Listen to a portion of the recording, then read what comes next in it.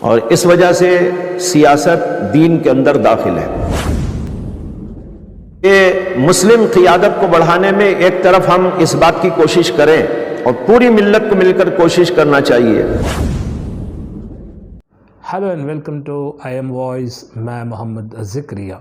ہم نے ایک سیریز شروع کی ہے جس کے تحت ہم ان مسلم آرگنائزیشن سے اور ان مسلم لیڈروں سے بات کریں گے اور جاننے کی کوشش کریں گے کہ مسلم لیڈرشپ کیوں گھٹتی جا رہی ہے۔ تو اسی سلسلے میں یہ ہمارا دوسرا ایپیسوڈ ہے جس میں ہم نے بات کی ہے مولانا مفتی شعیب اللہ قاسمی صاحب سے، اور ان سے ہم نے سوال کیا کہ مسلم قیادت کیوں گھٹتی جا رہی ہے، اور ہمارا دوسرا سوال تھا کہ دین اسلام اور سیاست، اس کے بارے میں ہم نے بات کی۔ تو چلیے سنتے ہیں اور انہوں نے کیا کہا ہے وہ آپ جان سکتے ہیں۔ اور ساتھ ہی ساتھ میری آپ سے گزارش ہے کہ آپ اس ویڈیو کو لائک کریں اور دوسروں تک اس ویڈیو کو پہنچائیں، اور ساتھ ہی ساتھ آپ اس کے بارے میں کیا سوچتے ہیں کمنٹ باکس میں ضرور لکھیں۔ تو چلیے دیکھتے ہیں انٹرویو۔ اس وقت جو ہے ملک بھر میں یا ریاست کرناٹک میں خاص طور سے جو ہے مسلمانوں کی قیادت گھٹتی ہوئی آ رہی ہے، تو کیا لگتا ہے آپ کو، کیا مسلمانوں کی قیادت بڑھانی چاہیے؟ اور دوسری طرف جو ہے لوگوں کا ایک ذہن بنا ہوا ہے کہ مذہب اسلام سے سیاست کا کوئی تعلق نہیں، کیا واضح ترین بات کیا ہے؟ اس سوال کا دو ٹوک جواب یہ ہے کہ اسلام مکمل دین ہونے کے اعتبار سے اس کے اندر تمام شعبوں سے متعلق تفصیلات اور ہدایات موجود ہیں۔ سیاست بھی ایک بہت اہم شعبہ ہے، اور اس وجہ سے سیاست دین کے اندر داخل ہے۔ اللہ کے نبی صلی اللہ علیہ وسلم نے سیاست کی ہے، حضرت ابو بکر صدیق خلیفہ رہے، حضرت عمر خلیفہ ہوئے، حضرت عثمان خلیفہ ہوئے، اور اسی طرح اس کے بعد حضرت علی رضی اللہ عنہ خلیفہ ہوئے، اور انہوں نے سیاست کو سنبھالا اور دنیا کو وہ نقشہ سیاست کا دیا کہ ایسا نقشہ دنیا میں نہ پہلے موجود نہ اس کے بعد کہیں دکھائی دیتا ہے۔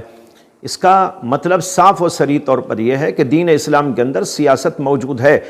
امام شافعی رحمۃ اللہ علیہ کا مقولہ کتابوں کے اندر لکھا ہے کہ شریعت نہیں جس کے اندر سیاست نہ ہو، اور وہ سیاست نہیں جو شریعت کے تابع نہ ہو۔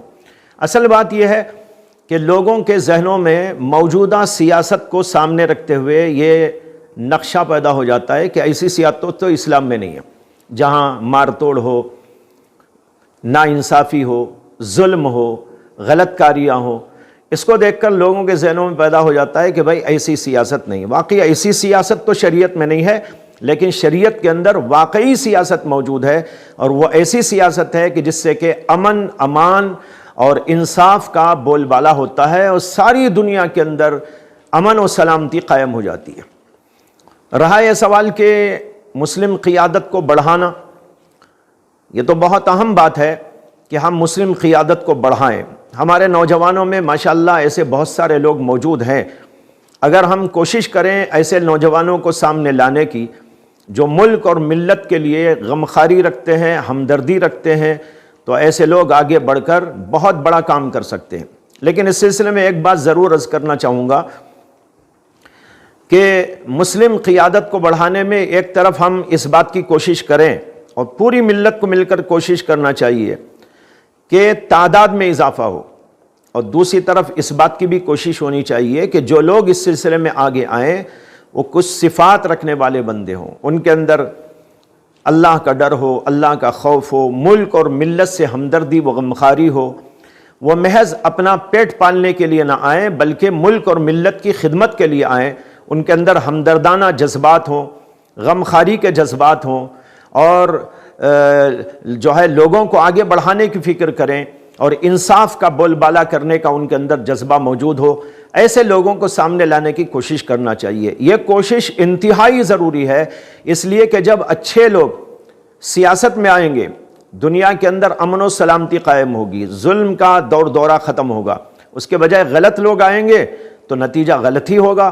اس لیے کہ سیاست کسی چیز کا نام نہیں ہے، سیاست تو نام ہے کچھ اصول کا، کچھ ضوابط کا، اور ان ضوابط اور اصول پر چلنے والے لوگ سامنے آئیں گے، تبھی وہ اصول و ضوابط رونما ہوں گے اور اس کے فوائد و برکات پھیلیں گے۔ ایک طرف جو ہے یہ بات یہ ہے کہ مسلم قیادت کو بڑھانا بے انتہا ضروری ہے۔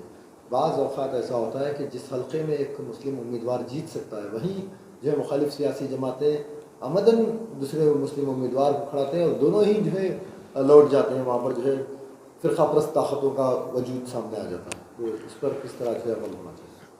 جی، یہ جو صورتحال پیدا ہوتی ہے یہ اصل میں مفاد پرستی کا نتیجہ ہے۔ ہر جماعت اپنے مفاد کو پیش نظر رکھتی ہے اور اس کے نتیجے میں اس طرح کی باتیں سامنے آتی ہیں۔ لیکن ایسی صورت میں جو لوگ آگے بڑھ کے آتے ہیں وہ خود غور کریں کہ ملک کا فائدہ کس میں ہے، ملت کا مفاد کس میں ہے۔ ذاتی مفادات کو یا صرف اپنی پارٹی کے مفادات کو نہ دیکھیں۔ پارٹی کے مفاد کو دیکھیں گے تب بھی یہ مسئلہ حل نہیں ہوگا، ذاتی مفاد کو دیکھیں گے تب بھی یہ مسئلہ حل نہیں ہوگا۔ اس لیے ایسے لوگ اگر سامنے آئیں گے جو ملک اور ملت کی وفاداری اور اس کے اصول و ضوابط کو دنیا میں قائم دائم رکھنے کی فکر کریں گے، قوم سے ملت سے ہمدردی غمخواری رکھیں گے، تو یہ جب بھی مسئلہ پیش آئے گا تو وہ سوچیں گے کہ بھئی فائدہ کس میں ہے، ملک کا فائدہ کس میں ہے، ملت کا فائدہ کس میں ہے۔ جب یہ لوگ اس کو دیکھ لیں گے تو خود ہی جو ہے اس سلسلے میں کوشش کریں گے کہ کیا ہونا چاہیے کیا نہیں ہونا چاہیے۔ اس لیے میں تو سمجھتا ہوں کہ اسی صورت میں ہر علاقے کے لوگ جن میں علماء ہوں، دانشوران ہوں اور جماعتوں کے رہبر لوگ ہوں، مساجد کے ذمہ دار ہوں، ایسے سب لوگ مل کر اپنے اپنے حلقے کی حد تک غور و فکر کر کر کسی ایک کو اپنائیں اور دوسرے کے لیے گزارش کریں کہ وہ وڈرا ہو جائے، تب جا کر ملک اور ملت کا فائدہ ہوگا۔ ایسے ریاست میں کئی سارے حلقے ہیں جہاں پر جو ہے مسلم امیدوار جیت کر آ سکتے ہیں، باوجود اس کے کہ دیگر مذاہب کے قائدین وہاں پر جو ہے لگاتار جیت رہے ہیں، تو کیا ایسے حلقوں میں مسلم امیدوار کو کھڑانا مناسب ہوگا؟ مسلم امیدوار اگر وہاں کھڑے ہونے پر اگر یہ امید ہے کہ وہ کامیاب ہوگا تو وہاں کھڑانا مناسب ہے۔ نہیں، میں نے تو یہ عرض کیا نا کہ فائدہ دیکھنا چاہیے۔